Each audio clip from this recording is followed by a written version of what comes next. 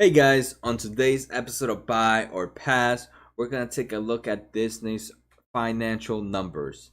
Let's begin.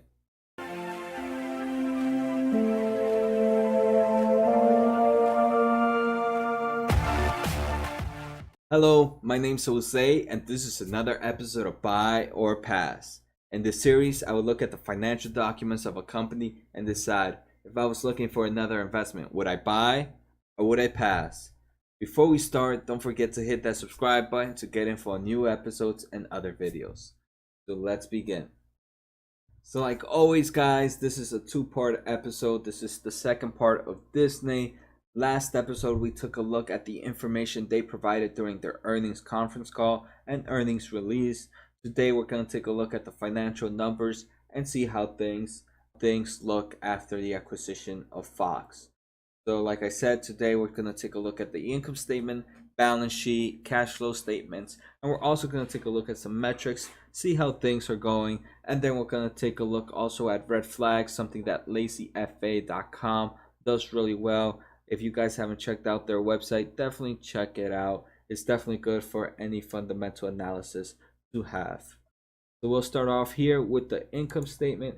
Income statement, we can see, right, we're going to take a look at quarterly data just because this is quarter 2 of 2019 and we just want to make sure we're looking at the correct data instead of annual data, which wouldn't show this. So quarter 2 we have revenue of 14.92 billion. In the last episode we broke it down on how that relates to the sector as a whole. Obviously revenue is down from last quarter, but we can see not much of a difference. Cost of revenue, again, lower compared to last quarter, but we can see it's still within the range of where it's at. Gross profit, again, pretty much similar to where it's at, sitting at $6.5 billion compared to last year's 6.3. So here's where things start to get fishy, and it is due to the acquisition. We can see earnings before income tax sitting pretty high compared to previous. Last year was 3.5, this year sitting at $7.24 billion. And we can see here, right, that relates to the net income and earnings per basic share. So unfortunately, right, because of the acquisition, we're going to see some changes and we're not going to be able to compare it to last quarter. But I think it's still really good to understand what's going on and see what we can see now. So like that for quarter 3, we'll be able to relate it with actual numbers. So next we'll take a look at red flags. Here we could just see revenue versus cost hasn't changed even after the acquisition, and we can see here this is a pretty similar to how it's normally been. Gross profit again sitting around where it's at. Anything else important from here? The only other thing we have is in this quarter we had a strong gross margin. Actually not a strong gross margin, but a strong profit margin, sitting at 35%, where the average seems to be about 25%. So definitely check that out, guys. Definitely have a higher profit margin sitting in this quarter. Next, we're going to take a look here at the balance sheet. Usually the balance sheet is my favorite sheet to look at. It's the one that definitely tells me everything about the company. But here we can see with the acquisition, things are getting messed up. We can see total assets go from $100 billion to 215. We can see total liabilities go from $45 billion to $110 billion. Total debt, same increase. We see now sitting at 57 billion compared to last year's at 20 billion. So we can see this company has pulled out a lot of assets, but also liabilities in the same thing. We have receivable and payables. It does seem that payables is overcoming receivables. One of the good things to have received a big jump is also cash and cash equivalents, sitting at $10 billion.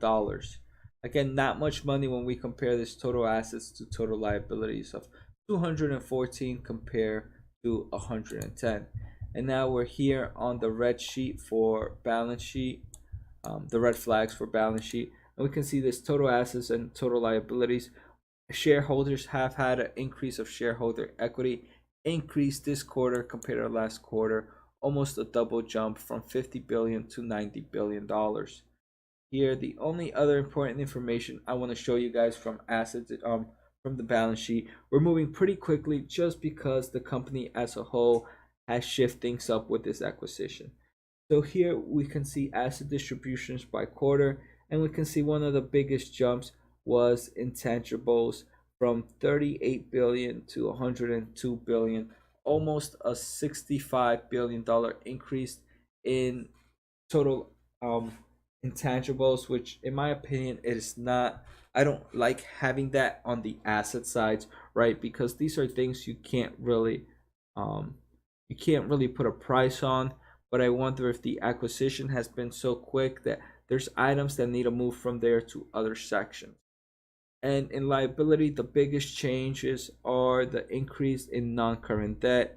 It was previously sitting at 17 billion, now sitting at 37 billion. Those are huge number jumps. Here we have payables, and we saw from the previous chart, payables are 10 billion last year and now 20 billion. And we can go over and over all the other stuff, but we can see that they are definitely picking up higher assets and higher liability distribution with these acquisition. And at the moment, I'm not liking the numbers as a whole. I feel like I got a better understanding of the company from the last episode we did. So now we're going to take a look at the cash flow. Cash flow doesn't seem to have been afflicted much. We can see cash flow positive at $3.6 billion. And that's the only cash flow I like to look at, and that's net cash flow from operations. Here's some quick metrics, right? Price to earnings ratio, we're sitting pretty low at 12.4 when this was taken. Debt to equity ratio has increased. So right, debt to equity, it's pretty straightforward. It's debt divided by equity. Right now sitting at 1.2. That means that there's more debt than equity, than shareholder equity, unfortunately. Then current ratio, which is the current assets divided by the current liabilities. And here we can see we are at a pretty all-time low. So like I mentioned, on today's episode of Lazy FA, we saw that after the acquisition, we were unable to make realistic research on how things should look or how things are trending just because of this huge acquisition. So hopefully we'll take a look at it next quarter to see if we can really see what's happening. But some good things I did notice are from episode 1. In episode 1, we discussed a lot about what's going on with Disney, and because of that, I definitely want to give Disney a pass. They do have a huge future coming up, and it's still sitting at a not too high of a price. So Disney is definitely looking like a buy for me. So now I hope you guys liked the episode. Let me know what you think about the acquisition. I'm pretty sure you guys were a little PO that the acquisition ruined the charge for this time, but we'll see next time how things do. Like I said, I hope you guys enjoyed the episode, and don't forget to subscribe to get updates on new videos. Take care.